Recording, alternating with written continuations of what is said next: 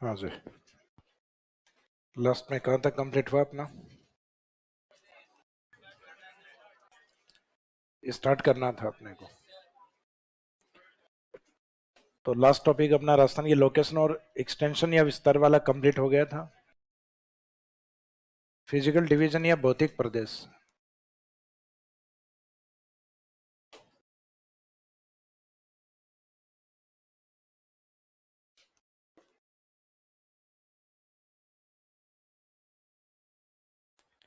Physical division वाला part है, इसमें दो तरीके के पर्सपेक्टिव रहेंगे चैप्टर में।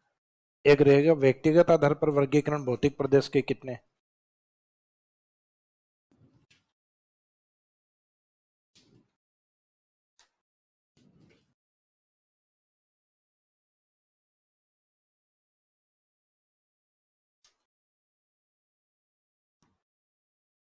दूसरा रहेगा भौगोलिक कारकों के आधार पर या भौगोलिक आधार पर।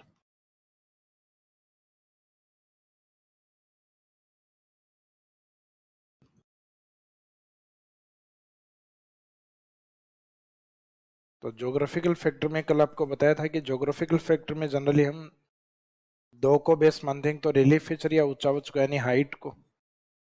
तो हाइट या ऊंचावच के अकॉर्डिंग आपको सबसे अधिक हाइट वाला जो भाग दिखाई देता है वो क्या होता है?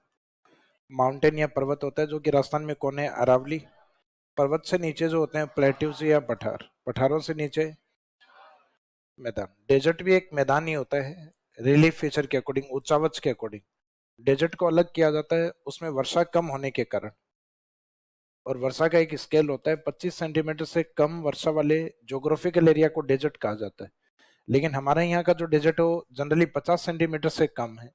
तो डेजर्ट की हमारी दो कंडीशन है, एक तो 0 से 25 एरिड डेजर्ट, और एक 25 से 50 सेम एरिड डेजर्ट, अर्थात शुष्क मरुस्थल और अर्ध शुष्क मरुस्थल। तो जो भाग डेजर्ट या मरुस्थल है वो मुख्यतः वर्षा के आधार पर। तो मुख्यतः उच्चावच में कितने भाग हैं? रिलीफ फीचर के अकॉर्डिंग 3, और एक क्लाइमेट या जलवायु के आधार पे डेजर्ट। इसका मीनिंग राजस्थान में ज्योग्राफिकल जो एरिया जनरली जो माने जाते हैं वो 4 माने जाते हैं।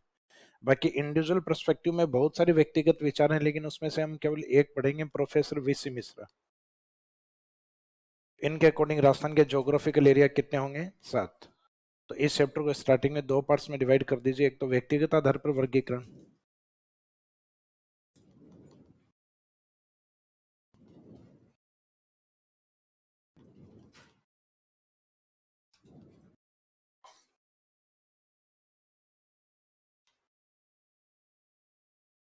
इसमें लिखिए classification on basis of individual. Classification on basis of individual, व्यक्तिगत आधार पर वर्गीकरण। एंड सेकेंड पार्ट रहेगा भौगोलिक कारकों के आधार पर वर्गीकरण।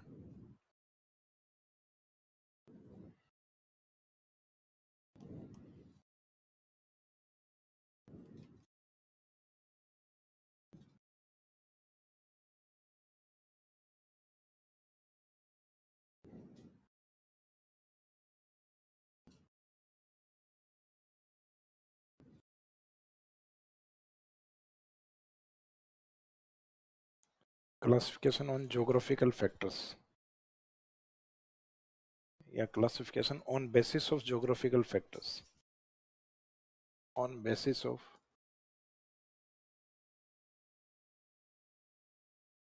Geographical factors. ज्योग्राफिकल फैक्टर में एक तो लेंगे रिलीफ फीचर, देन सेकंड लेंगे हम क्लाइमेट या जलवायु। जलवायु में मेन फैक्टर कौन है? वर्षा। वैसे तो क्लाइमेट का सबसे मेन फैक्टर होता है टेम्परेचर, क्योंकि टेम्परेचर हमारी क्लाइमेट को सबसे ज्यादा प्रभावित करता है। जैसे टेम्परेचर चेंज होता है हमारा सीजन चेंज हो जाता है। जैसे अभी टेम्परेचर धीरे धीरे बढ़ना स्टार्ट हो गया, तो कौन सा सीजन? Summer season. जब हाईएस्ट टेम्परेचर होगा और लोअर प्रेशर होगा उस समय समुद्र की ओर से विंड फ्लो अपनी तरफ बनना स्टार्ट हो जाएगा, समुद्री हवाएं आना स्टार्ट हो जाएंगी, जिससे हमारे यहाँ ह्यूमिडिटी बढ़ेगी, और ह्यूमिडिटी बढ़ने के साथ वर्षा ही स्टार्ट होगी, तो वापस सीजन चेंज हो जाएगा, वर्षा ऋतु। फिर एक सुहावना मौसम आएगा, ऑटम सीजन, और फिर टेम्परेचर कम होना स्टार्ट होगा तो विंटर सीजन। तो इसका मीनिंग है बार बार जो ऋतुएं चेंज होती हैं वो किसके कारण होती हैं? टेम्परेचर के कारण। अभी इस चैप्टर का ये वाला पार्ट है फर्स्ट, ये हेडिंग में लेंगे हालांकि इसके अकॉर्डिंग जनरली क्वेश्चन कम पूछते हैं या ना के बराबर पूछते हैं। आपका चैप्टर मेन चलेगा सेकेंड वाले पार्ट में, लेकिन फिर भी व्यक्तिगत आधार पे हम एक लिखेंगे, क्योंकि इन्होंने शुरुआत में राजस्थान को डिवाइड किया था, और अपनी बुक जो अभी अपन पढ़ रहे हैं ज्योग्राफी ऑफ राजस्थान, उस बुक में इन्होंने राजस्थान को कितने पार्ट्स में, 7 भागों में डिवाइड किया। तो फर्स्ट हेडिंग लिखिए इसमें, classification on basis of individual. Temperature, ठंड लग रही है?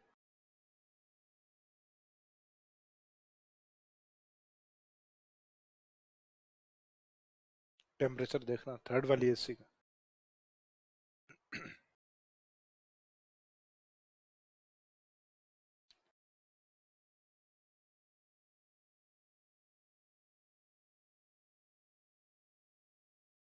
क्लासरूम बड़ा है, उसके अकॉर्डिंग जैसे कईयों को ज्यादा ठंड लगे ना, तो थोड़ा साइड में बैठा करो।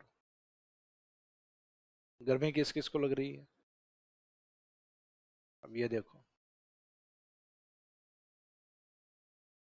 तो इसका मीनिंग सबके अकॉर्डिंग टेम्परेचर पॉसिबल ही नहीं है, क्योंकि कई मगरमच्छ की चमड़ी लेके बैठे हुए रहते हैं।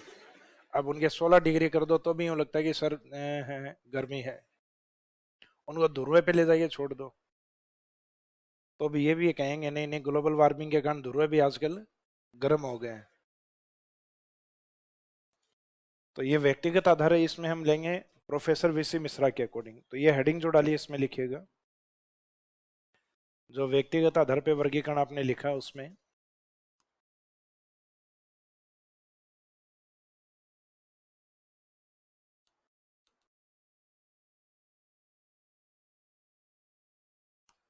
प्रोफेसर वीसी मिश्रा के अनुसार,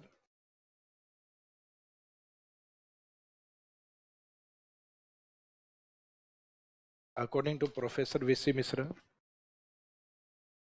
according to professor VC Mishra, professor VC Mishra के अनुसार राजस्थान को 7 भौतिक प्रदेशों में बांटा गया है। According to Professor V.C. Misra, Rajasthan is divided into 7 physical divisions. Rajasthan is divided into 7 physical divisions.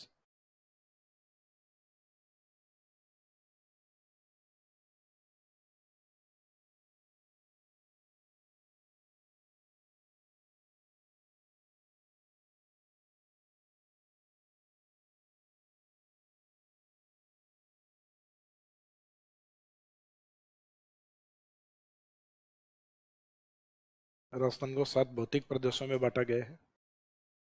अब इन 7 भौतिक प्रदेशों में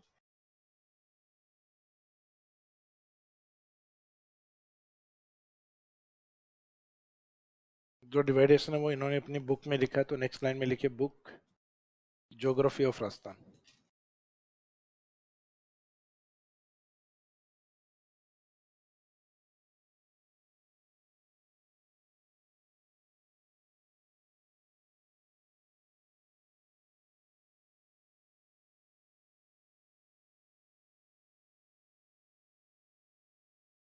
राजस्थान का भूगोल 1967, 1967। तो ये डिवाइडेशन इन्होंने अपनी बुक में किया है। तो पुस्तक का नाम लिखो, पुस्तक राजस्थान का भूगोल, यानी ज्योग्राफी ऑफ राजस्थान। जो अभी आप लिख रहे हो वही, अभी क्या पढ़ रहे हैं अपन, राजस्थान का भूगोल। तो इन्होंने अपनी बुक लिखी थी ज्योग्राफी ऑफ राजस्थान, राजस्थान का भूगोल, उसमें 7 भाग माने थे। बुक का एडिशन 1967 का है। बुक कब की लिखी हुई है? 1967 की। और राजस्थान के फिजिकल डिवीजन भी कितने माने उसमें? 1967। और फिजिकल डिवीजन भी कितने हैं? 7। अब ये 7 फिजिकल डिवीजन इन्होंने कौन कौन से माने हैं? तो डेजर्ट, डेजर्ट में इन्होंने 3 पार्ट माने।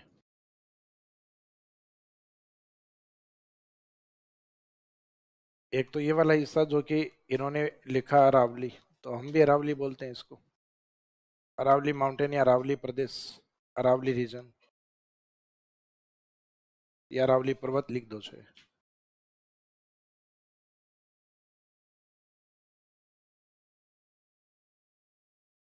अरावली के जस्ट वेस्ट वाला पार्ट है जो डेजर्ट है, उसमें कम वर्षा वाला जो हिस्सा है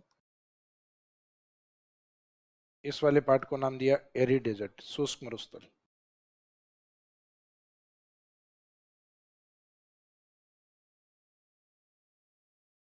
शुष्क मरुस्थलीय प्रदेश या शुष्क मरुस्थल, एरी डेजर्ट।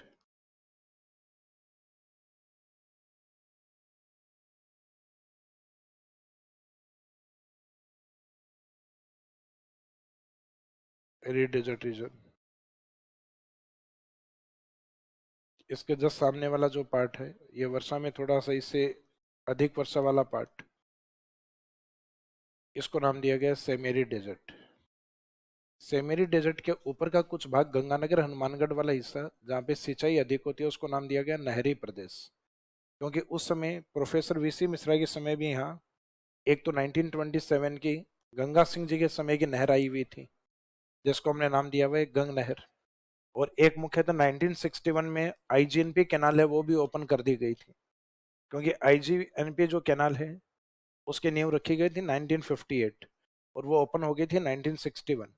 तो इनके समय में, उस समय उस एरिया में नॉर्थ वाले पार्ट में दो कैनाल थी, एक गंग नहर और एक आईजीएनपी कैनाल। हालांकि आईजीएनपी कैनाल का उस समय नाम था राजस्थान कैनाल, राजस्थान नहर के नाम से थी।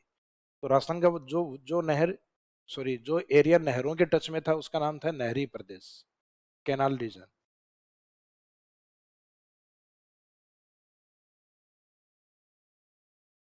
लेकिन इस प्रकार के आर्टिफिशियल रीजन को फिजिकल डिवीजन मानना गलती है, क्योंकि नहरें हैं वो नेचर नहीं बनाता कभी।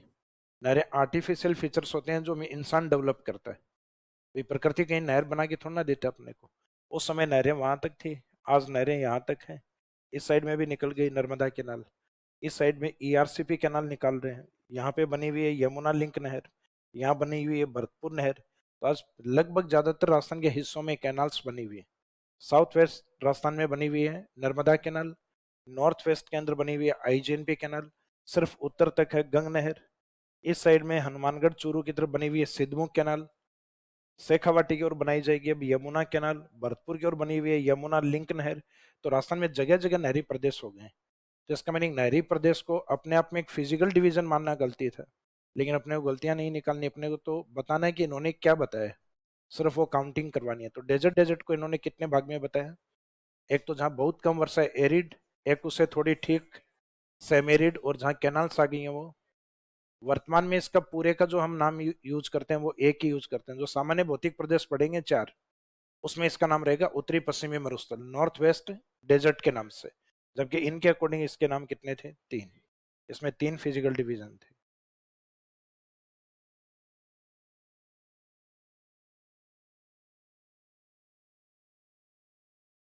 तो एरिड वाला पार्ट, एरिड के जस्ट सामने ये वाला हिस्सा जो है, ये सेम एरिड डेजर्ट।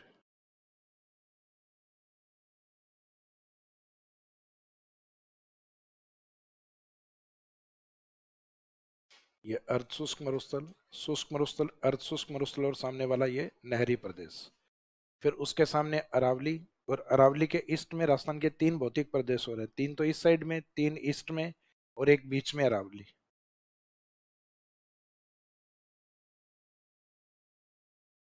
अब अरावली के ईस्ट वाले कौन कौन से हैं?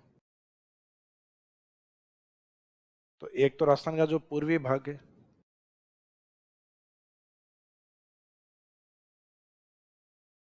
जहाँ एग्रीकल्चर और इंडस्ट्रीज अपने दोनों हैं। राजस्थान का पूर्वी मैदानी भाग एलुवियल सोइल या जलोढ़ मिट्टी का एरिया है, जहाँ कृषि भी अच्छी होती है। और जयपुर और अलवर जैसे इंपॉर्टेंट सिटी हैं जहाँ इंडस्ट्रियलाइजेशन सबसे बेटर है, यानी औद्योगिकरण सबसे तेजी से बढ़ा है। तो इसको नाम दिया गया है पूर्वी कृषि एवं औद्योगिक प्रदेश, या पूर्वी कृषि औद्योगिक प्रदेश।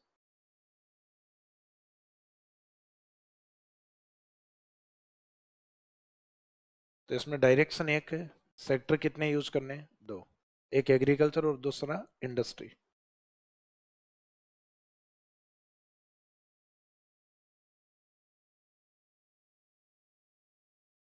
Eastern agriculture, industrial region.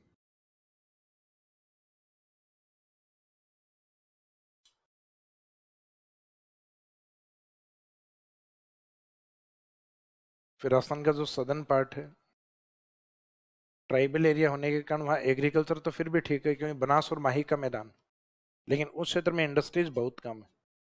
तो इसको हम नाम देते हैं साउथ ईस्ट, क्योंकि ये माही से लेके बनास के मैदान की तरफ है, तो ये साउथ से ईस्ट की तरफ है।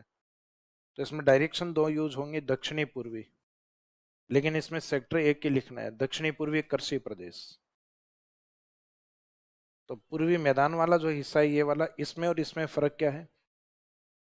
जहाँ डायरेक्शन एक है उसमें सेक्टर दो है, और जहाँ डायरेक्शन दो है उसमें सेक्टर एक है। तो जहाँ दक्षिण पूर्व लिख दिया तो वहां एक सेक्टर लिखना है एग्रीकल्चर। एग्रीकल्चर दोनों में कॉमन होगा क्योंकि दोनों मैदानी भाग है, तो मैदानी भागों में प्राथमिकता में क्या होता है? एग्रीकल्चर। तो कृषि दोनों में कॉमन होगा। जिस एरिया का डेवलपमेंट ज्यादा है या जहाँ सिटी ज्यादा डेवलप हुए हैं वहाँ इंडस्ट्रियलाइजेशन भी अधिक है। तो पूर्व के साथ दोनों एक डायरेक्शन के साथ दोनों सेक्टर होंगे, और जहाँ डायरेक्शन दो है वहां सेक्टर एक। तो एक डायरेक्शन, दो सेक्टर, दो डायरेक्शन, एक सेक्टर। तो इसमें रहेगा दक्षिणी पूर्वी कृषि प्रदेश। तो कृषि तो दोनों में ही लिखना है। अब जहाँ डायरेक्शन दो आ गए हैं तो इसका मीनिंग उसमें सिर्फ कृषि आएगा।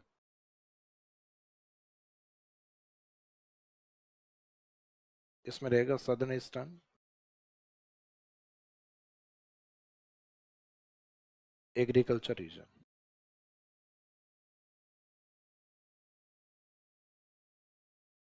और लास्ट में जो राजस्थान के दक्षिण पूर्व में बचा हुआ हिस्सा है, ये वाला पार्ट, इसका नाम क्या रखा? तो देख के तुमने वो लगता है शायद इसका नाम हाड़ौती रखा होगा, तो इन्होंने हाड़ौती नहीं रखा। हाड़ौती एरिया के ऊपर इनको क्या दिखाई दे रही थी? चंबल।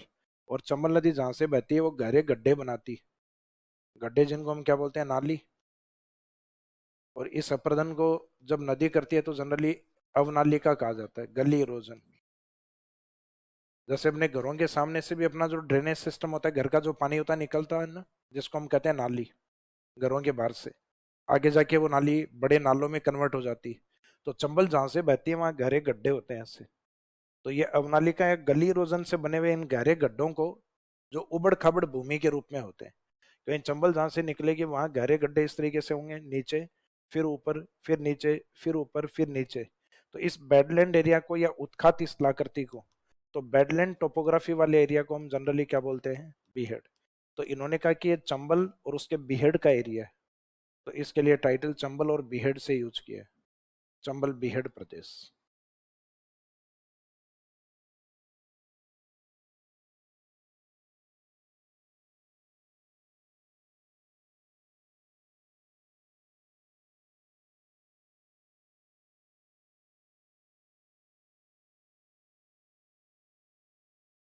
चंबल बीहेड रीजन। तो ये जो शब्द यूज किए इन्होंने, नहरी, चंबल, इसको देखते हुए लगता है कि रीजनल ज्योग्राफर थे। यानी प्रोफेसर वीसी मिश्रा है, उनके बारे में इंडिविजुअल जब हम पढ़ते हैं तो प्रोफेसर वीसी मिश्रा एक रीजनल ज्योग्राफर हैं। और रीजनल ज्योग्राफर हैं, उनकी स्टडी या उनका अध्ययन बहुत ज्यादा साइंटिफिक नहीं होता है। जो क्षेत्रीय भूगोलवेत्ता होते हैं वो क्या करते हैं, किसी क्षेत्र को देखते हैं और जैसा देखते हैं वैसा लिख देते हैं। जैसे सूखा देखा लिख दिया शुष्क प्रदेश, थोड़ी वर्षा ठीक देखी तो लिख दिया सेमी एरिड। जिस एरिया में नहरें दिखाई दी उसको क्या लिख दिया? नहरी प्रदेश।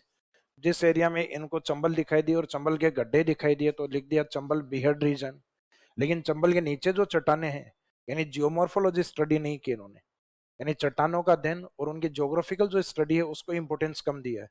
जबकि रीजनल एरिया, रीजनल यानी क्षेत्रीय, जैसा क्षेत्र दिखे वैसा लिख देना। तो ये क्षेत्रीय भूगोलवेत्ता थे। जैसे यहाँ माउंटेन दिखाई दिया जिसका नाम क्या था? अरावली, तो उसको लिख दिया अरावली प्रदेश। पूर्वी मैदान में इनको कृषि और उद्योग दोनों दिखाई दिए तो लिख दिया eastern agriculture and industrial region. South east में इनको मुख्यतः एग्रीकल्चर इंडस्ट्रीज कम दिखाई दी, ना के बराबर, तो इन्होंने लिख दिया सदर्न ईस्टर्न एग्रीकल्चर रीजन। इस कारण ये रीजनल ज्योग्राफर है।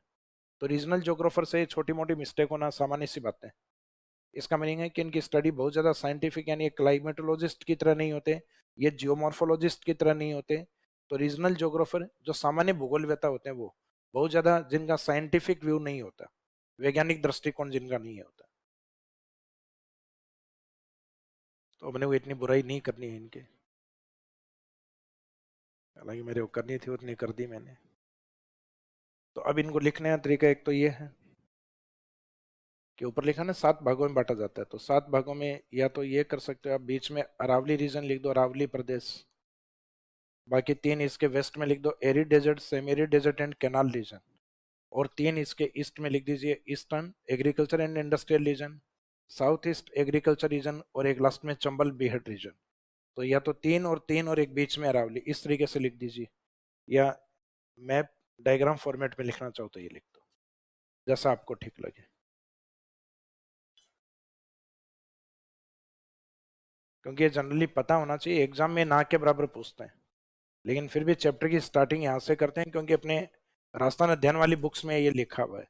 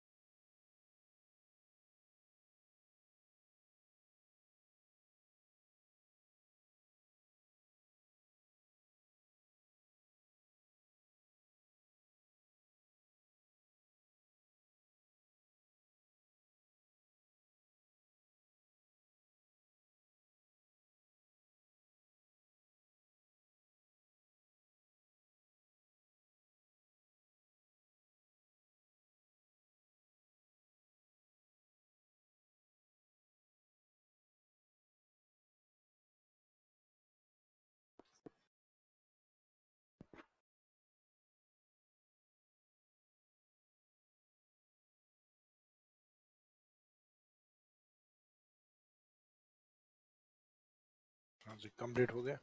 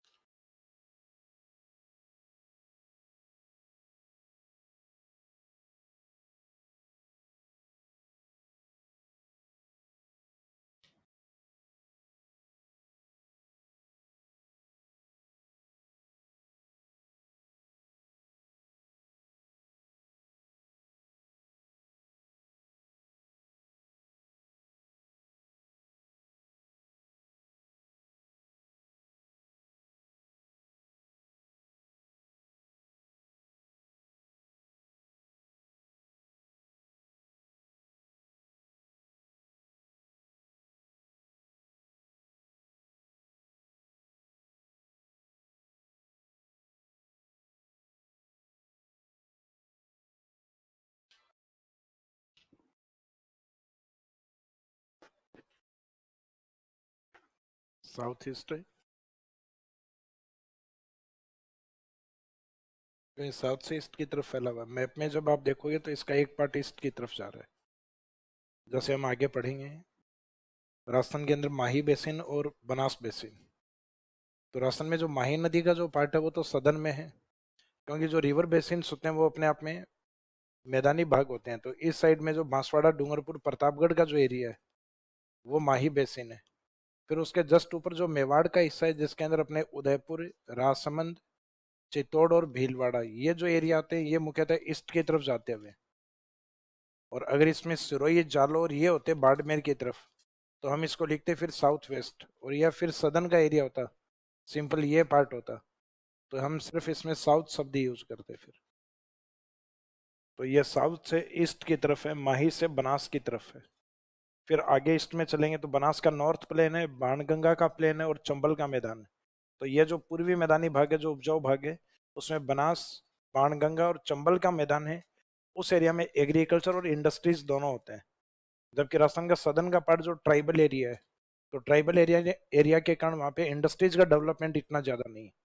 इस कारण उसमें सिर्फ एग्रीकल्चर शब्द यूज होता है। तो ईस्ट, क्योंकि ईस्ट की तरफ जा रहा है, इसका यूज किया है। तो सदर्न ईस्टर्न एग्रीकल्चर रीजन।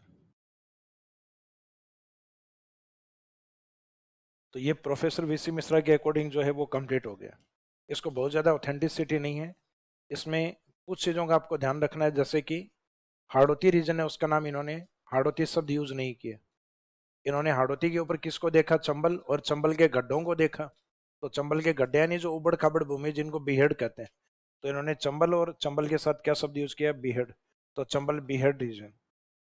आगे बीहेड का मीनिंग क्या होता है आगे आएगा मैदानों में, वहां लिखवाएंगे आपको, कि जब चंबल नदी के द्वारा अवनाली का अपर्दन किया जाता है तो जो उत्खात स्थलाकृतियां बनती है, बेडलैंड टोपोग्राफी। तो badland topography which are formed by gully erosion of Chambal. जो चंबल के अवनाली का कटा हुई नदी घूमते हुए नालियां जो बनाती है, उस अवनाली का अपर्दन से निर्मित उत्खात भूमि या उबड़ खाबड़ भूमियों को क्या कहा जाता है? बीहेड कहा जाता है।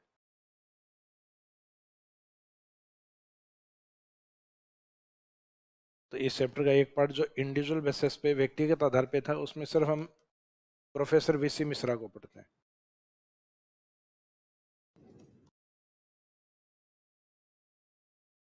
फिर दूसरा जिसमें मेन ये चैप्टर चलेगा आपका,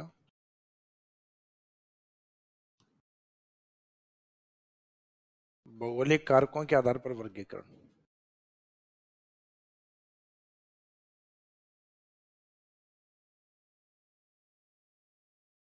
तो नेक्स्ट अगला हेडिंग डालिए। चैप्टर के स्टार्टिंग में दो डिवाइडेशन किए थे, उसमें सेकंड है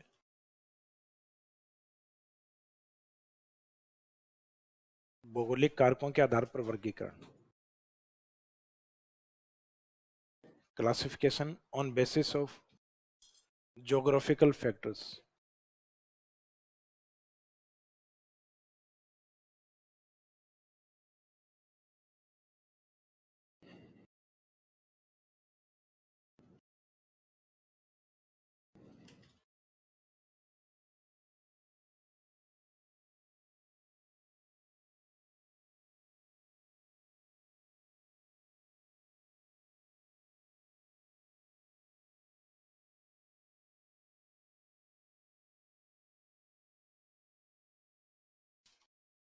तो भौगोलिक कारकों में हम किसको लेंगे?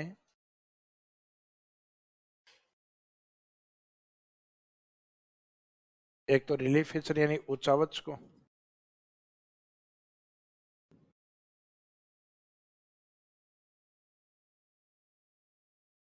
नेक्स्ट है क्लाइमेट या जलवायु को।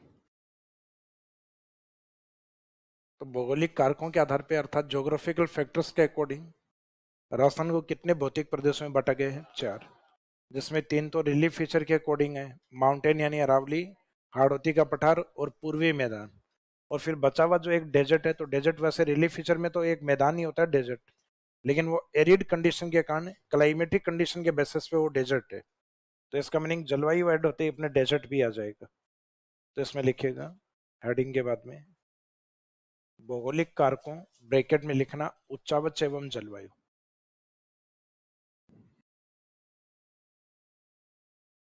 भौगोलिक कारकों ब्रैकेट में लिखे उच्चावच एवं जलवायु। भौगोलिक कारकों ब्रैकेट में उच्चावच एवं जलवायु के आधार पर राजस्थान को 4 भौतिक प्रदेशों में बांटा गया है। According to geographical factors bracket में relief feature and climate, Rajasthan is divided into 4 physical divisions. According to geographical factors bracket में relief feature and climate, Rajasthan is divided into 4 physical divisions. भौगोलिक कारकों ब्रैकेट में उच्चावच एवं जलवायु ब्रैकेट बंद, उच्चावच एवं जलवायु के आधार पर राजस्थान को 4 भौतिक प्रदेशों में बांटा गया। तो जनरली जब क्वेश्चन पूछते हैं तो आंसर यही होता है, यानी बिना किसी व्यक्ति का नाम यूज के सिंपल पूछा जाए राजस्थान की फिजिकल डिवीजन कितने हैं, तो आंसर रहेगा 4। बाकी इंडिविजुअल पर्सपेक्टिव में जिस ज्योग्राफर ने जितने बताए उसके अकॉर्डिंग बताने होते हैं। जैसे जिन्होंने बताया उसमें सबसे ज्यादा फेम प्रोफेसर वीसी मिश्रा की, तो प्रोफेसर वीसी मिश्रा वाला कितने भागों में, 7। लेकिन इंडिविजुअल वाले बहुत सारे इसका जनरली पूछते नहीं है, पूछेंगे तो जनरली अपने को ये मानने होते हैं 4, जो बिना किसी व्यक्ति का रेफरेंस दिए हुए पूछा जाता है। अब जैसा कि आपको बताया कि इसमें एक तो रिलीफ फीचर उच्चावच को और एक क्लाइमेट, इन दो को बेस लिया गया है। इसमें ये माउंटेन वाला पार्ट कौन सा हो गया अपना, अरावली।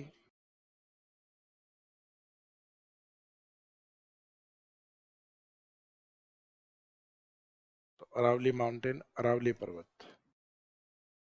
अरावली पर्वत से नीचे वाला ये वाला हिस्सा हो गया हाड़ौती का पठार।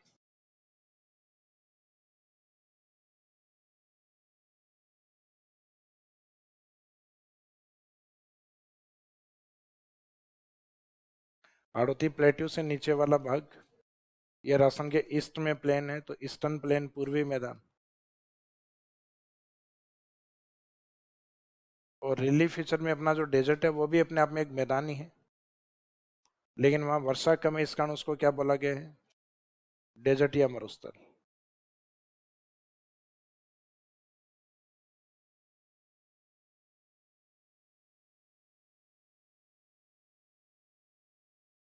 तो ये रेनफॉल, रेनफॉल का मीनिंग है इसमें बेस किसको लिया गया है, क्लाइमेट या जलवायु को।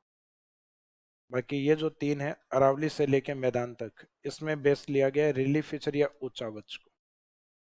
तो हाइट के अकॉर्डिंग 3 ही पार्ट होते हैं, एक तो नीचे वाले भाग जहां अपन ज्यादा रहते हैं मैदानी भागों में, मैदानों से चट्टानी भाग थोड़े ऊपर होते हैं जिनको प्लेट्यूज, और प्लेट्यूज से ऊपर होते हैं वो माउंटेन्स। तो अपने यहाँ सारे भाग हैं, पर्वत भी है, पठार भी है, मैदान भी है, और मैदान जैसा इक्वल भाग जो कि अपने आप में रिलीफ फीचर में एक मैदान ही होता है डेजर्ट, लेकिन क्लाइमेटिक बेस पे उसको क्या बोला गया, डेजर्ट, क्योंकि वहां वर्षा कम है इस कारण वो डेजर्ट के रूप में। तो राजस्थान में 4 भौतिक प्रदेश कौन कौन से हैं, तो भौतिक प्रदेश ये हैं उच्चावच या रिलीफ फीचर्स के अकॉर्डिंग और एक क्लाइमेटिक बेस पे डेजर्ट। तो इसमें ये डायग्राम बनाई, ऊपर जो भी लिखा ना अपने उच्चावच और जलवायु के आधार पे 4 भागों में बांटा गया है, तो रिलीफ फीचर्स और क्लाइमेटिक बेस पे 4 भाग ही हैं।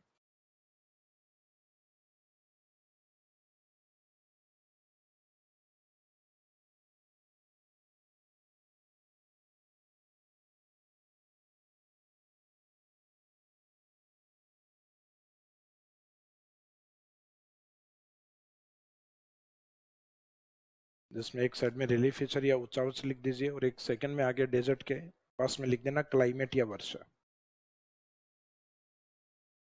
तो जहाँ वर्षा कम होती है वो डेजर्ट होता है, और वर्षा किसका पार्ट होती है, क्लाइमेटिक फैक्टर का पार्ट होती है, जलवायु एक कारक का हिस्सा होता है वर्षा। कहीं पे आर्द्रता का कम होना, ह्यूमिडिटी का कम होना, अधिक होना, वर्षा अधिक होना, या तापमान का कम या अधिक होना, ये सारे क्लाइमेटिक फैक्टर है।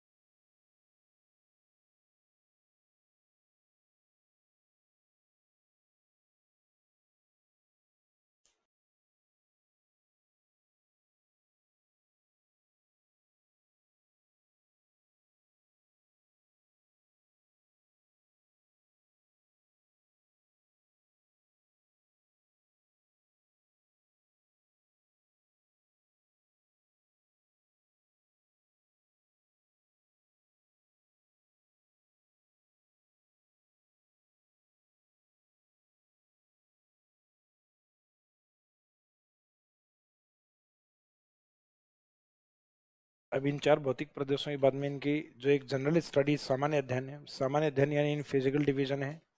चारों भौतिक प्रदेश के पास कितना कितना एरिया है, इनके पास कितनी पॉपुलेशन है राजस्थान की, इनके अंदर राजस्थान के कितने डिस्ट्रिक्ट शामिल होते हैं, इनमें किस प्रकार की सोइल या मिट्टी है, या इनके क्लाइमेट किस प्रकार के सबके।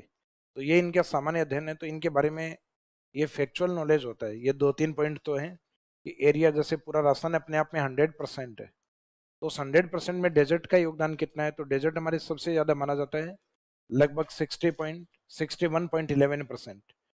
फिर हमारे सबसे छोटा माना जाता है हाड़ौती, लगभग 7%। तो इस तरीके से अपने राजस्थान के 100% ये चारों फिजिकल डिवीजन होते हैं। तो किस किस का योगदान कितना है वो बताना है, किसके पास कितना एरिया है। अब इनके पास जितना एरिया है उसमें राजस्थान की 100% पॉपुलेशन रहती है। कहीं पे जनसंख्या 9% है, कहीं 10% है, कहीं 39 है, कहीं 40 है। तो किस किस के पास कितनी जनसंख्या है, डेमोग्राफी है, उसके डेमोग्राफिक कैरेक्टरिस्टिक्स। फिर बाद में उनमें डिस्ट्रिक्ट कितने काउंट होते हैं। तो मरुस्थल है तो उसमें मुख्यतः कितने जिले माने गए, अरावली है तो वो कितने जिलों में फैली हुई है। तो ये तो ज्यादातर फैक्ट वाले पॉइंट है। आगे एक दो कॉन्सेप्ट वाले भी हैं कि कौन से भौतिक प्रदेश में कौन सी मिट्टी पाई जाती है, और कौन से फिजिकल डिवीजन में कौन सी क्लाइमेट पाई जाती। तो इन सामान्य जानकारियों के बारे में एक साथ लिखेंगे, और उसके बाद में इनका ज्योग्राफिकल स्टडी करेंगे। जैसे डेजर्ट है, उस डेजर्ट को हम आगे जाके 2 भागों में डिवाइड करेंगे, जिसमें एक एरिड पार्ट होगा और एक सेमी एरिड पार्ट होगा। जो एरिड पार्ट होता है उसमें 2 कंडीशन होती है। जैसे फॉर एग्जांपल आपको राजस्थान के सूखे एरिया में ले जाके छोड़ दिया जाए डेजर्ट में, तो आज ले जाने से पहले ही आपके माइंड में पिक्चर बनना स्टार्ट हो जाती है कि वहां रेत के टीले मिलेंगे अपने को, यानी सैंड ड्यून्स मिलेंगे। तो इसका मीनिंग एरिड डेजर्ट में एक तो अपने को रेत के टीले यानी सैंड ड्यून्स, लेकिन क्या शुष्क मरुस्थल में हर जगह रेत के टीले हैं? नहीं है, कुछ जगह चट्टानी भाग भी है। तो जहाँ चट्टाने हैं वहां मिट्टी के द्वारा ड्यून्स नहीं बने हुए। तो इसका मीनिंग एरिड कंडीशन में भी कितनी कंडीशन होती है, एक विद सैंड ड्यून और एक विदाउट सैंड ड्यून, एक बालू का स्तूप युक्त और एक बालू का स्तूप मुक्त। तो इस तरीके से 2 कंडीशन अपन पढ़ेंगे। फिर सेमेरिड डेजर्ट, सेमेरिड डेजर्ट में भी 4 कंडीशन होंगे, यानी उसको भी 4 पार्ट्स में डिवाइड किया जाता है। तो वो बाद में उनकी डीप स्टडी होगी जो हम आगे करेंगे। तो पहले हम करेंगे इन भौतिक प्रदेशों की सामान्य जानकारियां। तो हेडिंग में लिखिएगा नेक्स्ट लाइन में, इस डायग्राम के जस्ट नीचे लिखो, भौतिक प्रदेशों का सामान्य अध्ययन या सामान्य जानकारी, general study of physical divisions, भौतिक प्रदेशों का सामान्य अध्ययन।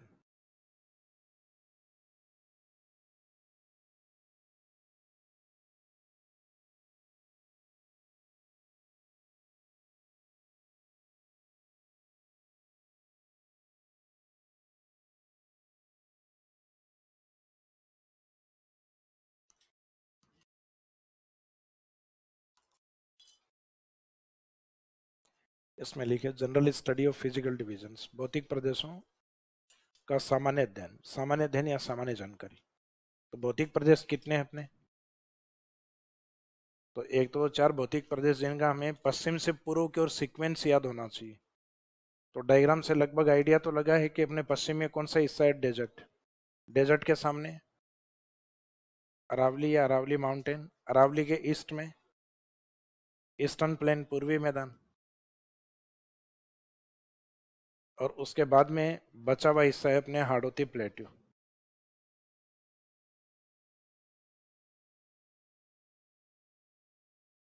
हाड़ौती का पठार।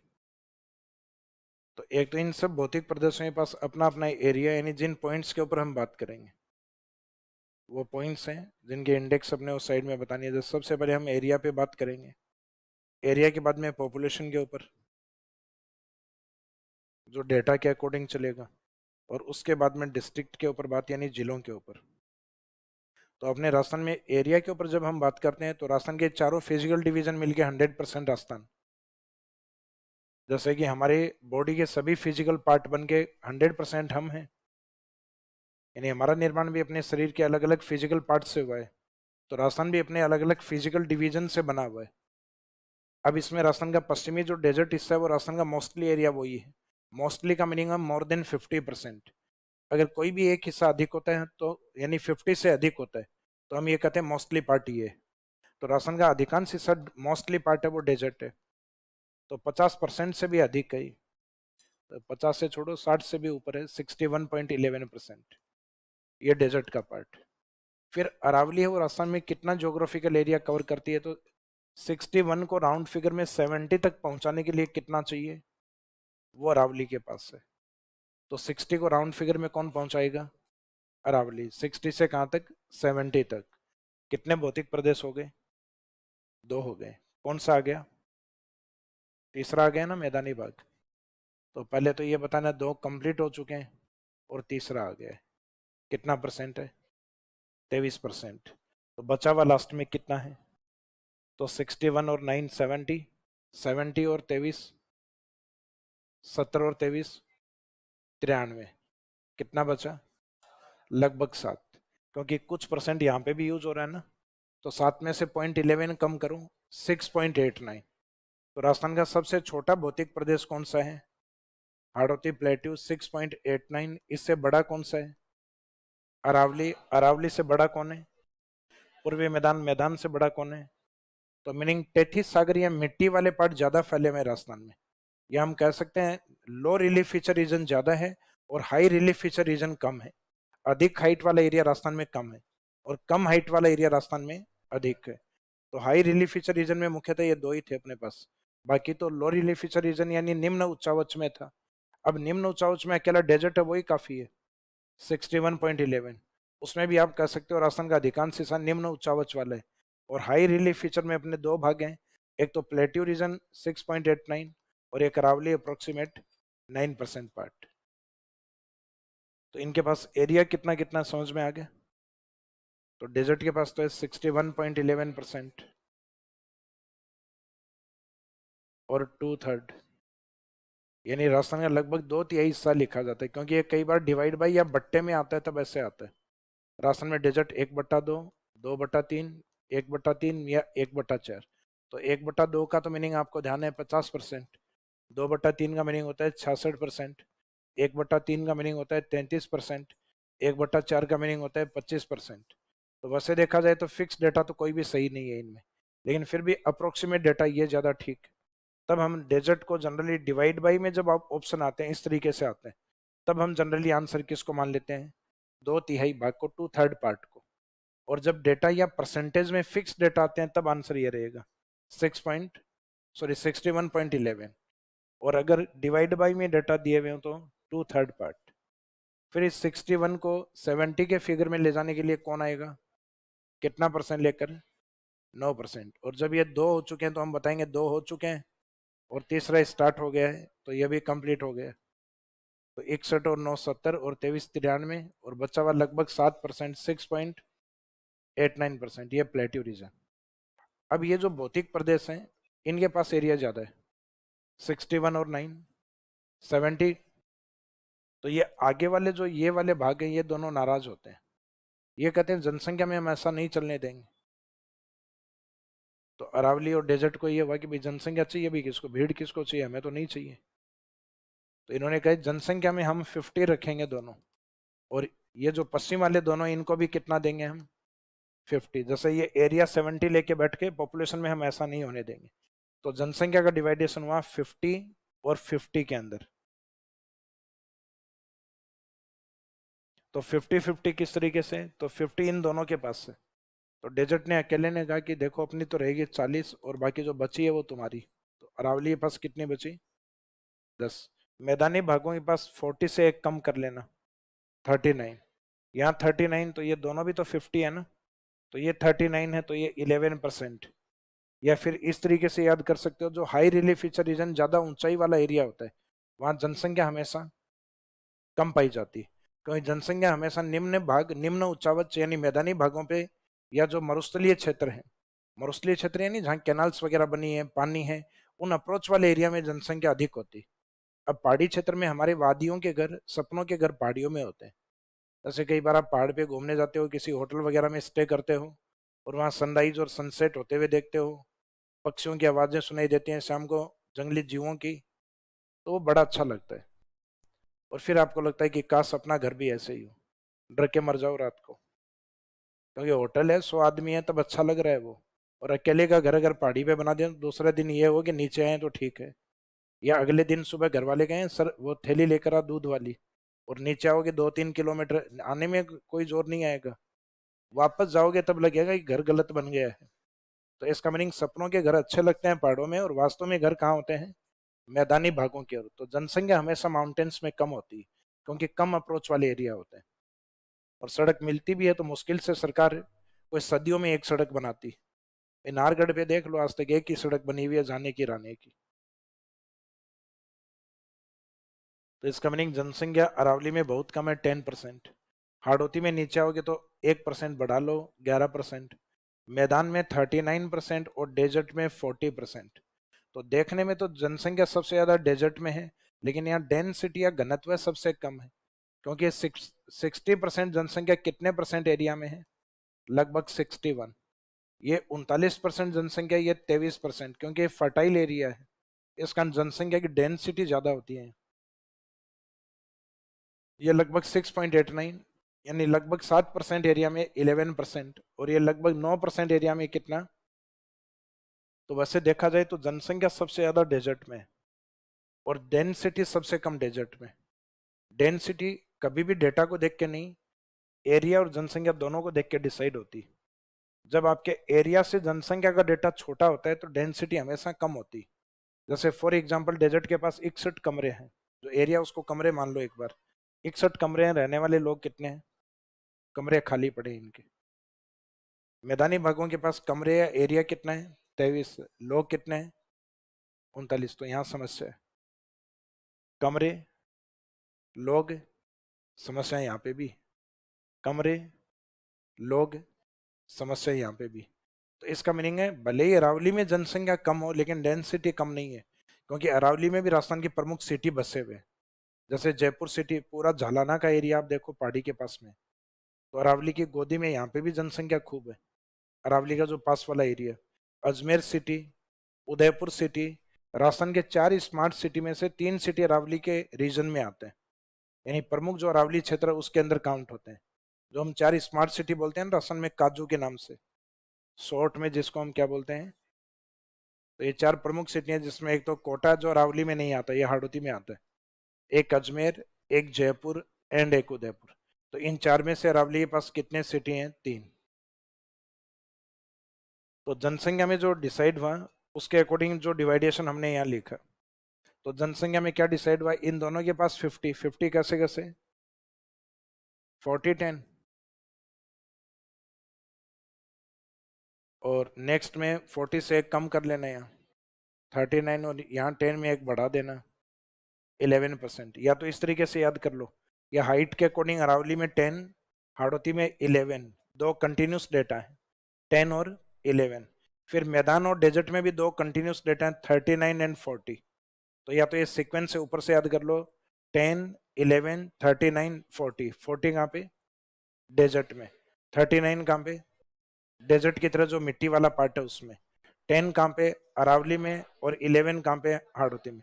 तो या तो ये रिलीफ फीचर के अकॉर्डिंग याद कर लो, जैसे जैसे नीचे की ओर आओगे जनसंख्या बढ़ती जाएगी, हाइट पे जाओगे जनसंख्या कम हो जाएगी।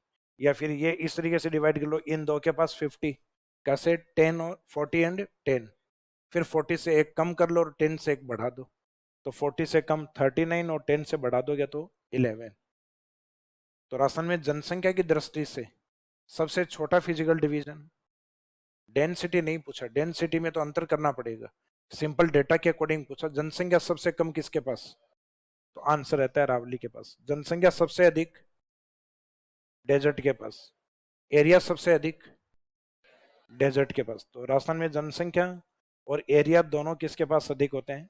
डेजर्ट के पास अधिक होते हैं। डिस्ट्रिक्ट वाले डेटा अभी तक अपने पुराने वाले हैं, पुराने वाले यानी नए जिलों के अकॉर्डिंग अभी लिखना पॉसिबल नहीं है। कारण कारण अभी इसमें देखेंगे अपन।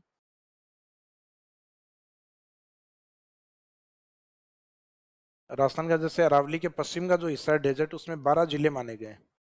अब इसमें जोधपुर से अलग होकर एक फलोदी बना है, तो फलोदी डेजर्ट में है, तो ये तय है कि डेजर्ट में 12 से बढ़ के 13 भी होंगे। एक बाड़मेर से अलग होकर बालोतरा बना है, तो बालोतरा बना है तो इसका मीनिंग तय है कि 13 के बाद में एक और बढ़ के 14, 14 भी होंगे। फिर पाली का कुछ हिस्सा जैतारण और रायपुर जैसी तहसीलों को निकाल के ब्यावर में दिया गया है। ब्यावर मुख्यतः किससे अलग हुआ है? तो ब्यावर मुख्यतः अजमेर का पार्ट है, और अजमेर किस में आता है, अरावली में आता है, लेकिन ब्यावर के अंदर पाली की 2 तहसीलें भी मिलाई गई हैं। तो इसका मीनिंग है कि ब्यावर का कुछ हिस्सा डेजर्ट में भी आएगा। तब वो ब्यावर को इसमें काउंट करेंगे या नहीं करेंगे, तो ये फाइनली जब हमारी कोई ऑथेंटिक सोर्स में लिखेंगे उससे पता चलेगा। अब आज मैं ब्यावर को डेजर्ट में लिखवा दूं और कल को ये कह दें कि पाली का सिर्फ वो हिस्सा है जैतारण और रायपुर जो अरावली का पार्ट, तो इसका मीनिंग है कि ब्यावर के जो 2 तहसीलें हैं उनको कंप्लीट अरावली में कंसिडर किया जाए, डेजर्ट के अंदर उसको नहीं माना जाए। क्योंकि कुछ ऐसे जिले होते हैं जो दोनों तरफ काउंट हो रहे होते हैं, जैसे सीकर झुंझुनू डेजर्ट डिस्ट्रिक्ट में भी काउंट होते हैं, सीकर झुंझुनू में अरावली भी है, तो वो अरावली डिस्ट्रिक्ट में भी काउंट होते हैं। तो ऐसा कोई फिक्स नहीं होता कि फिजिकल डिवीजन के साथ आपका डिस्ट्रिक्ट भी समाप्त हो जाए। यानी जिस जिले में डेजर्ट पहुंच रहा है और अचानक डेजर्ट खत्म हुआ और हम कहेंगे जिला भी यहीं समाप्त माना जाए, जैसे ही मरुस्थल खत्म हुआ वैसे जिला समाप्त, तो ऐसा पॉसिबल नहीं हो पाता है। तो इसका मीनिंग है डिवाइडेशन जो होते हैं वो फिजिकल डिवीजन के अकॉर्डिंग नहीं होते। अदरवाइज अरावली अरावली जहां तक होती वहां एक ही जिला होता है, अरावली नाम का जिला होता है वहाँ। तो लेकिन वो जिला हमारे पास नहीं, वो किसके पास है, गुजरात के पास है। तो इसका फैक्ट नया अपनी तरफ से यहाँ नहीं लिखवाया जा सकता कि डेजर्ट में हम 14 जिले लिखें या 15th लिखें, वो अपने ऊपर नहीं है। तो अपने तो अभी वो पुराने वाले डेटा जो गवर्नमेंट के दिए हुए हैं 12, क्योंकि उसके बाद में कुछ अपडेट अभी तक नहीं आया, अपडेट होगा तो फिर बाद में उसको हम लिख देंगे न्यू। जो भी नया डेटा आएगा उसमें 14th माने तो 14th लिख देंगे, 15 जोड़ देंगे तो 15 लिख देंगे अपन। तो डेजर्ट में डिस्ट्रिक्ट की काउंटिंग अभी तक 12। फिर अरावली वाला जो पार्ट है इसको माना गया है 13 जिलों में। अरावली के वैसे पश्चिम में 13 जिले हैं, लेकिन अरावली के पश्चिम के सारे जिले डेजर्ट में काउंट नहीं होते, सिरोही एक अपवाद है, नॉन डेजर्ट डिस्ट्रिक्ट में काउंट होता है। तो एक तो सिंपल सा क्वेश्चन है कि अरावली के पश्चिमी जिले कितने हैं, 13। अरावली के पश्चिम में गैर मरुस्थलीय जिला नॉन डेजर्ट डिस्ट्रिक्ट कौन सा है, नॉन डेजर्ट यानी जिसकी काउंटिंग डेजर्ट में नहीं की जाती, तो वो सिरोही होता है। तो अरावली के पश्चिम में मरुस्थलीय जिले कितने हैं, 12। तो अरावली के वेस्ट में पश्चिम में डिस्ट्रिक्ट हैं 13, और उसमें डेजर्ट डिस्ट्रिक्ट कितने हैं, 12, और नॉन डेजर्ट डिस्ट्रिक्ट सिरोही।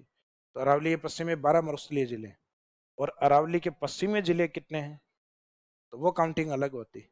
तो अरावली के पश्चिम में डेजर्ट डिस्ट्रिक्ट और अरावली के पश्चिम में डिस्ट्रिक्ट, तो दोनों अलग अलग स्टेटमेंट।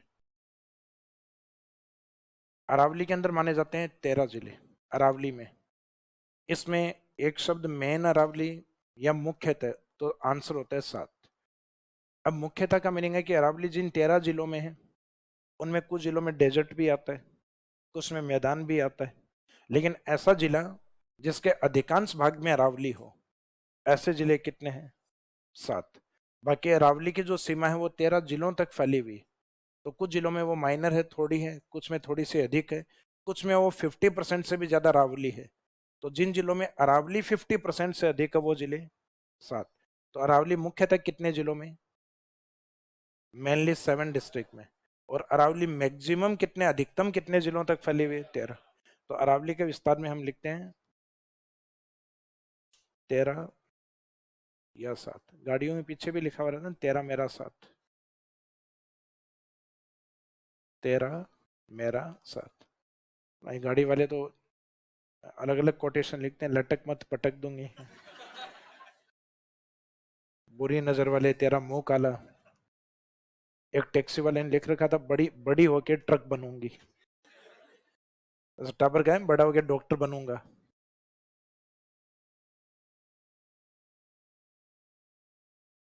और सौंदर्य दर्शन नहीं करें वरना देव दर्शन हो जाएंगे हम।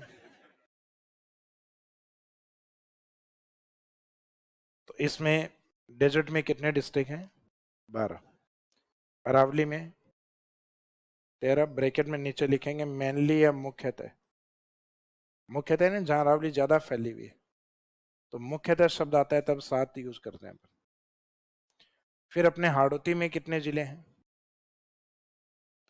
हाड़ौती को अगर किसी ने गलती से कोटा संभाग समझ लिया तब तो आंसर आएगा 4, जैसे कि अभी आया कोटा, बूंदी, बारा, झालावाड़।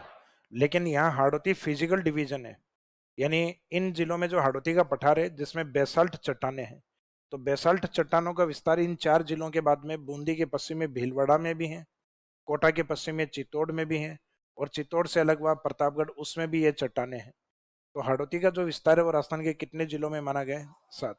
और एक हाड़ौती संभाग, तो हाड़ौती संभाग हम कोटा संभाग को बोलते हैं, तो वो अपने आप में एक पॉलिटिकल एरिया होता है, वो ज्योग्राफिकल एरिया नहीं है।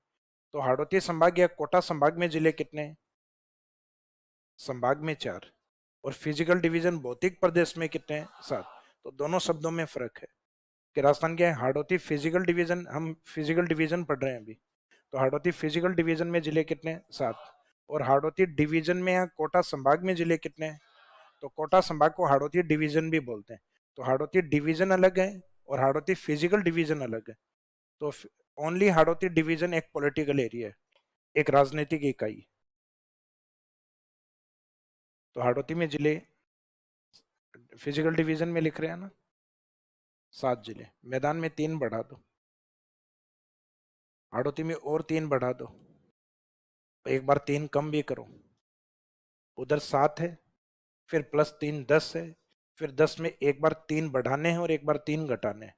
तो 10 में 3 बढ़ा दोगे तब तो, और 10 में 3 कम कर दोगे तब। तो हाड़ौती में दोनों ही डेटा, तो उधर से याद किया करो, जल्दी याद होंगे। 7 +3 10 और +3 13, और मेन अरावली मुख्यतः 7। और डेजर्ट वाले रट के रखा करो कि अरावली के पश्चिम में मरुस्थलीय जिलों की संख्या कितनी है? 12। अरावली के पश्चिम में मरुस्थलीय जिले कितने हैं? अपने को पता है काउंटिंग में अब ज्यादा चले गए, लेकिन कहीं ऑथेंटिक सोर्स नहीं है अभी, तो मैं अपनी तरफ से ज्योग्राफी नहीं लिखा सकता। फिर आज लिखवा दूं 14 या 15 डिस्ट्रिक्ट, और फिर कल को पता चले कि ब्यावर के हिस्से को डेजर्ट में माना ही नहीं गया है, क्योंकि ब्यावर मोस्टली अरावली का ही पार्ट, और जैतारण और रायपुर जिनको लिया गया है वो पाली में ऐसा हिस्सा है जो कि मुख्यतः पहाड़ी भाग है, यानी अरावली की चट्टानें जहाँ फैली हुई हैं। तो कल को पता चले कि वो उसको डेजर्ट में काउंट ही ना करे, क्योंकि उसके आसपास में नदियां भी ठीक है, जैतारण और रायपुर वाले में इतना सूखा भी नहीं है कि आप डेजर्ट में ले जाओ उसको, तो हो सकता है कोई डेजर्ट में काउंट नहीं करे उसको। तब बाद में कहोगे क्यों सर क्या हुआ? तो उस स्थिति से अपने बचेंगे कि आपने जो 15 लिखवाए थे अब आज क्या हुआ, आप वापस सेंस कैसे? तो ज्योग्राफी मेरे अकॉर्डिंग नहीं चल रही, ज्योग्राफी ऑथेंटिक बुक्स है उसके अकॉर्डिंग चल रही है, मैं तो सिर्फ एक माध्यम हूँ।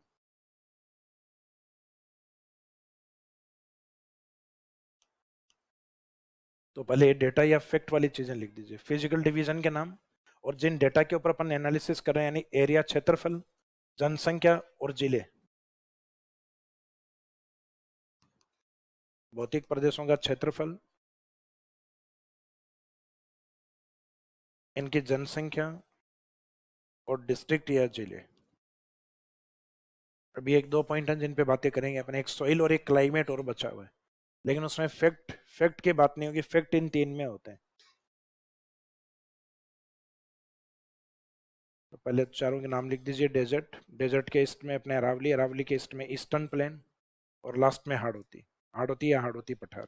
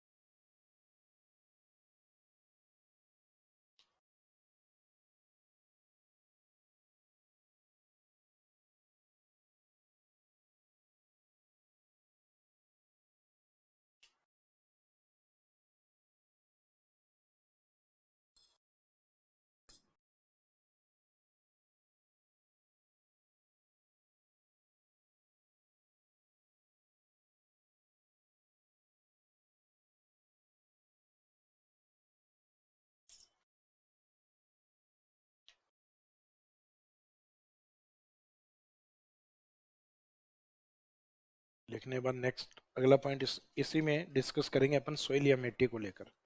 तो मिट्टी वैसे तो आपके सिलेबस में एक अलग टॉपिक लिखवाया मैंने, तो वास्तव में राजस्थान में मिट्टियाँ कितनी हैं वो तो टॉपिक में पढ़ेंगे, लेकिन इन 4 फिजिकल डिवीजन में हम मेन सोइल कौन सी मान सकते हैं, इसका मीनिंग यहाँ जो हम लिखेंगे वो उस एरिया में मिलने वाली मेजर सोइल है।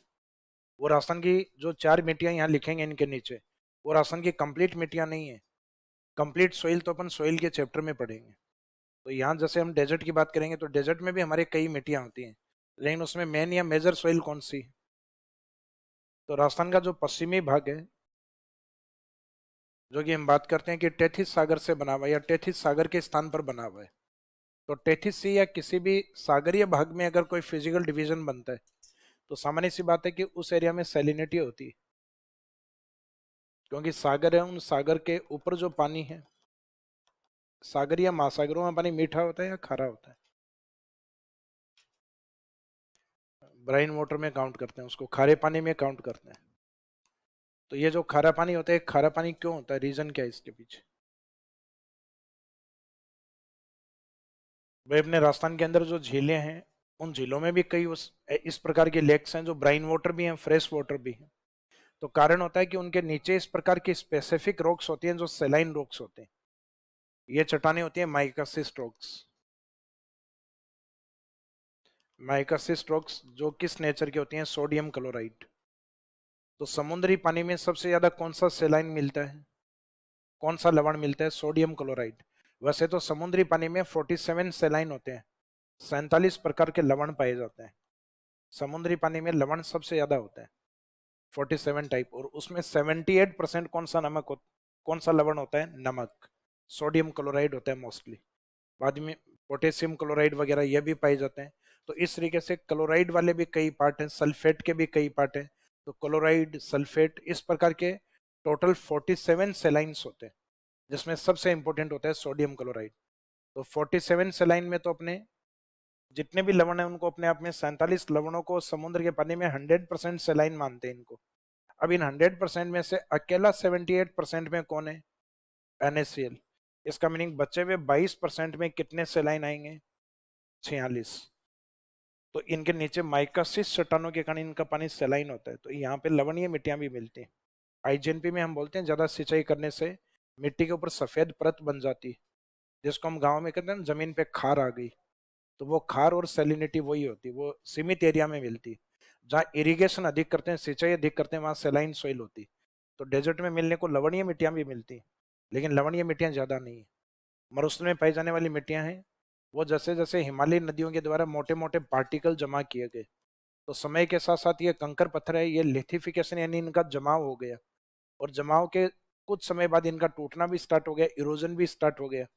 तो ये जो पार्टिकल्स ऐड हुए, इन पार्टिकल्स के ऐड होने से बना सैंडस्टोन, और ये सैंडस्टोन फिर वापस टूटा। तो बहुत बारीक कणों में अगर ये टूटता तो इसमें बनते क्ले पार्टिकल, जिसको हम कहते हैं चीका मिट्टी, चिकनी मिट्टियां। कले से अगर थोड़ा मोटा होता तो हम इसको कहते हैं सिल्ट, सिल्ट या गाद। गाद से मोटा होता तो हम इसको कहते हैं सैंड, सैंड यानी रेत टाइप। और मोटा होता तो हम उसको कहते हैं ग्रेवल, ग्रेवल यानी बजरी टाइप। और बजरी से भी मोटा होता तो हम उसको कहते हैं बोल्डर।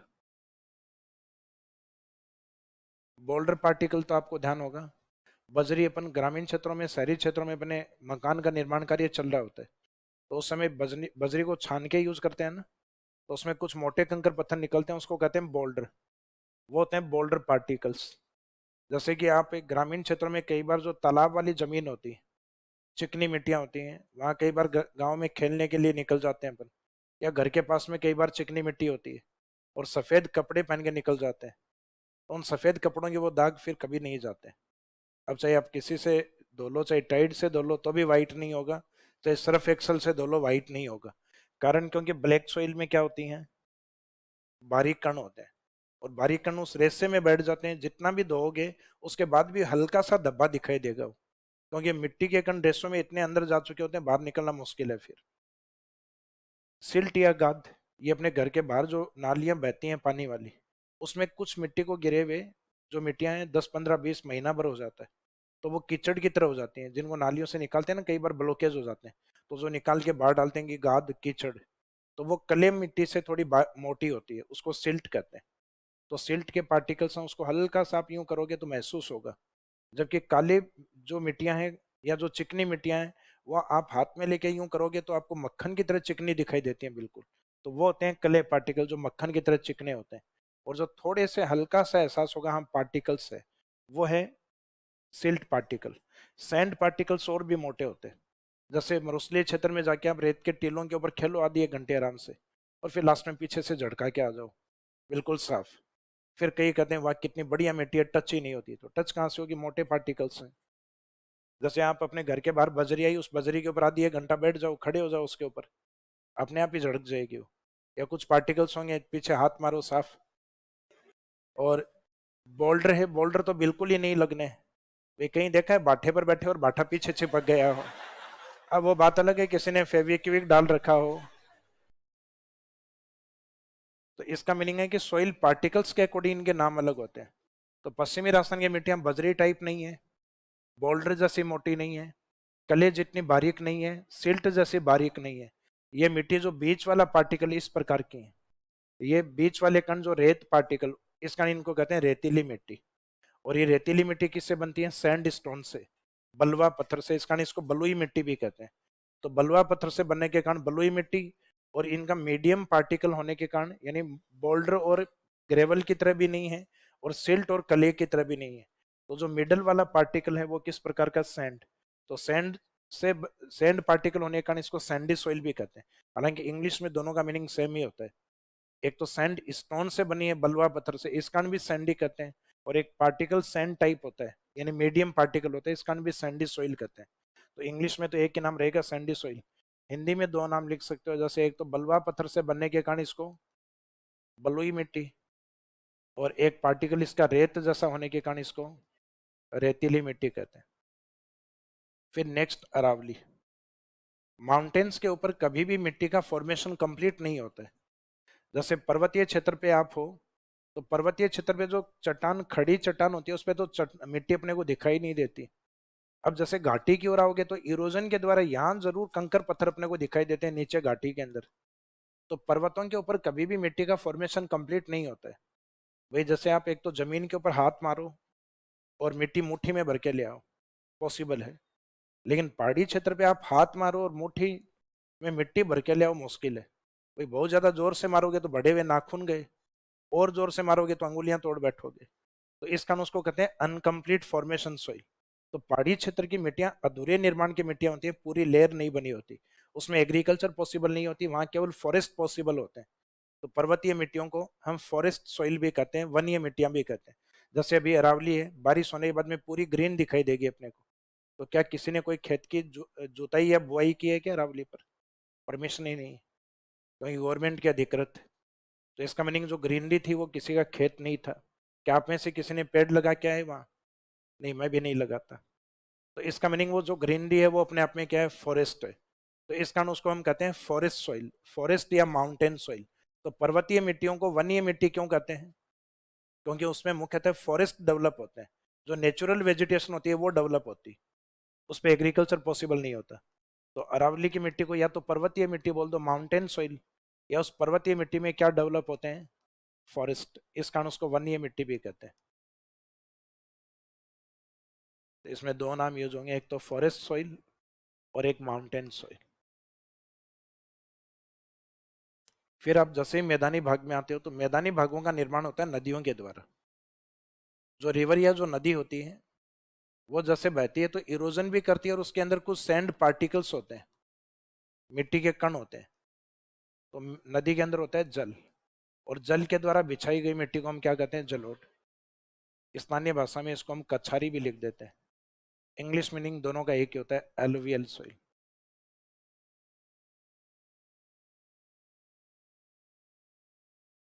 फिर राजस्थान का हाड़ौती वाला जो पार्ट, तो हम बीच में बात कर भी रहे थे, प्रोफेसर वीसी मिश्रा के बारे में जब बात कर रहे थे कि हाड़ौती का जो जियोमॉर्फोलॉजी स्टडी है वो अलग तरीके से होती है।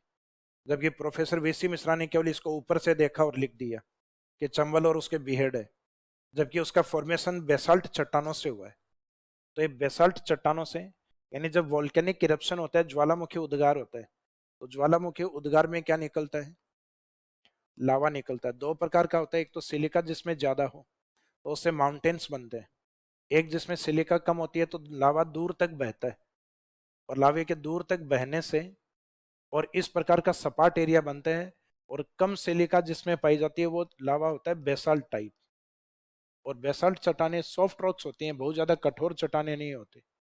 जैसे ही पानी आता है तो ये चट्टाने उस पानी के साथ घुल के तुरंत उसका इरोजन हो जाता है और ब्लैक सॉइल बनती है, इससे काली मिट्टी। तो हाड़ौती या कोई भी पठारी भाग है उसमें जनरली मिट्टियां किस प्रकार की होती हैं? काली मिट्टियां होती हैं, क्योंकि इसमें कुछ मिनरल्स या एलिमेंट तत्व ऐसे होते हैं जैसे आयरन, एल्यूमिनियम और कैल्शियम कार्बोनेट, चूना पत्थर। इनमें जब पानी रिएक्ट रिएक्ट करता है इन दोनों तीनों खनिजों के अंदर, तो उसका कलर कैसा बन निकल के आता है? काला रंग। सिर्फ अगर आयरन और सॉरी सिर्फ आयरन होता उसमें तो मिट्टियों का रंग बनता लाल। जैसे लोहा ऑक्साइड के कारण जब लोहे पे जंग लगता है ना, तो जंग लगने के बाद कैसा रंग होता है उसका? भाई लोहे के ऊपर जैसे हाथ लगाते हैं तो कई बार लाल रंग हो जाता है। तो जंग के कारण तो लाल मिट्टियों का रंग लाल इसलिए होता है क्योंकि उसमें आयरन ऑक्साइड अधिक होता है। जबकि काली मिट्टियों का रंग काला इसलिए होता है क्योंकि उसमें iron, aluminium and calcium carbonate, ये आगे हम मिट्टियों में लिखेंगे। तो हाड़ौती में मिट्टियां किस प्रकार की हैं? Black soil. मैदानी भागों में किस प्रकार की हैं? मैदानी भागों में नदियों के जल से बिछाई हुई है तो उसको हम कहेंगे जलोढ़, एलोवियल सॉइल। अरावली पर्वत में किस प्रकार की मिट्टियां हैं? पर्वतीय मिट्टी या वनीय मिट्टी। डेजर्ट में मिट्टियां कैसी हैं? रेत मिट्टी यानी मोटे कण वाली रेतीली मिट्टी, या सैंडी सॉइल या बलुई मिट्टी। इंग्लिश में तो मीनिंग दोनों का एक ही होगा, बाकी हिंदी में दो लिख सकते हो, रेतीली और बलुई मिट्टी। तो अब इनके जो चारों फिजिकल डिवीजन है उनके नीचे एक सॉइल वाला पॉइंट अपन ने लिखा था जिलों के बाद में,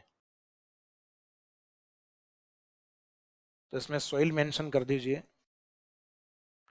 डेजर्ट वाले पार्ट में लिखो सैंडी सॉइल।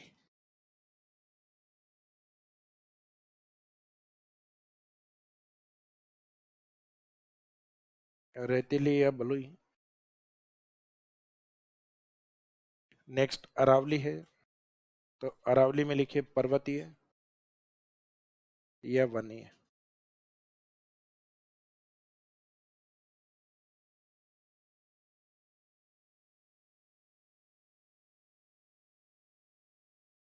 माउंटेन और फॉरेस्ट।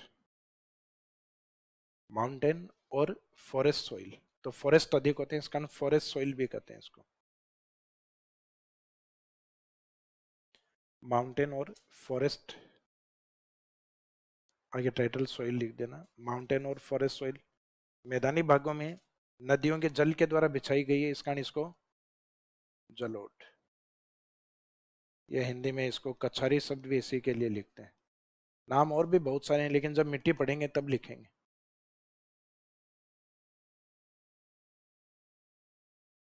एलुवियल सॉइल, जैसे जो काली मिट्टी होती है ब्लैक सॉइल होती है, उसमें जनरली कॉटन ज्यादा होता है इस कारण इसको कॉटन सॉइल भी कहते हैं, कपासी मिट्टी भी कहते हैं। काली या कपासी मिट्टी, तो ब्लैक और कॉटन सॉइल, काली या कपासी मिट्टी। तो कपास हमारे हाड़ौती में तो कम होता है लेकिन इंडिया में या पूरे विश्व में देखें तो ब्लैक सॉइल में ही कपास ज्यादा होता है। इसके बाद में एक लास्ट पॉइंट सॉइल के बाद में क्लाइमेट और जलवायु और लिख दीजिए। जलवायु के बारे में थोड़ा बहुत आइडिया आपको है क्योंकि प्रोफेसर वीसी मिश्रा ने पश्चिमी भाग हैं उसमें जलवायु के अकॉर्डिंग ही नाम लिखे हुए थे। जैसे डेजर्ट में उन्होंने कितनी जलवायु के अकॉर्डिंग दो शब्द यूज कर रखे थे, एक तो कैनाल वो तो अलग है, बाकी एक एरिड और बाकी इसके ईस्ट में सेम एरिड। आप अरावली की ओर जाओगे तो वर्षा की मात्रा और ज्यादा बढ़ेगी, मैदान में और ज्यादा और हाड़ौती की ओर सर्वाधिक। तो जैसे जैसे आप डेजर्ट से और हाड़ौती की ओर जाते हो तो वर्षा की मात्रा कंटिन्यूस इंक्रीज होती, और हाड़ौती से डेजर्ट की ओर जाओगे वर्षा की मात्रा कंटिन्यूस डिक्रीज होती है, कम होती। तो जैसे ही आप एरिड डेजर्ट में गए तो एरिड डेजर्ट में जो वर्षा की मात्रा है वो कम होने के कारण इसके क्लाइमेट को एरिड डेजर्ट टाइप क्लाइमेट या एरिड क्लाइमेट। इससे थोड़ी अधिक वर्षा हुई तो उसको नाम दिया गया सेमी एरिड। फिर जो पूर्वी मैदानी भाग अरावली से लेके इस साइड वाली जो ईस्ट वाली साइड में जो क्लाइमेट होती है वो होती है ह्यूमिड। अरावली में थोड़ी कम वर्षा है तो सब ह्यूमिड, मैदान में एवरेज होती है तो उसको ह्यूमिड, हाड़ौती में एवरेज से भी ऊपर होती है तो वेरी ह्यूमिड। तो ये आर्द्र है, आर्द्र से कम उपाद्र है, और आर्द्र से ऊपर अति आर्द्र। तो ये शुष्क, अर्ध शुष्क, उपाद्र, आर्द्र, अति आर्द्र। तो ये शब्दों को देख के आपको खुद को फील हो जाएगा कि किस में वर्षा कम है, किस में अधिक। पश्चिम से कंटिन्यूस ईस्ट में बढ़नी है। डेजर्ट में कितने क्लाइमेट है? एरिड और सेमिरिड। तो राजस्थान के फिजिकल डिवीजन कितने हैं? जो ऊपर लिखे हुए हैं 4। इनमें क्लाइमेट रीजन कितने हैं? 5। डेजर्ट में 2 क्लाइमेट, एरिड और सेमिरिड। तो ये लास्ट पॉइंट इसमें क्लाइमेट वाला और मेंशन कर देना। डेजर्ट के नीचे 2 लिख देना, एरिड एंड सेमी एरिड, शुष्क एवं अर्ध शुष्क। Arid and semi arid.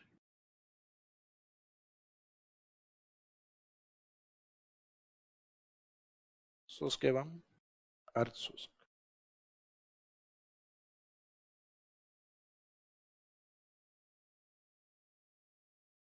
Next Aravalli में आते हैं, जलवायु है उपाद्र आर्द्र से थोड़ी कम।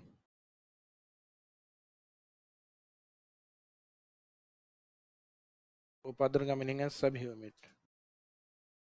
मैदानी भाग की जलवायु होती है वो होती है आर्द्र। एक आर्द्र से अधिक वर्षा वाली होती है लास्ट, उसको कहते हैं अति आर्द्र।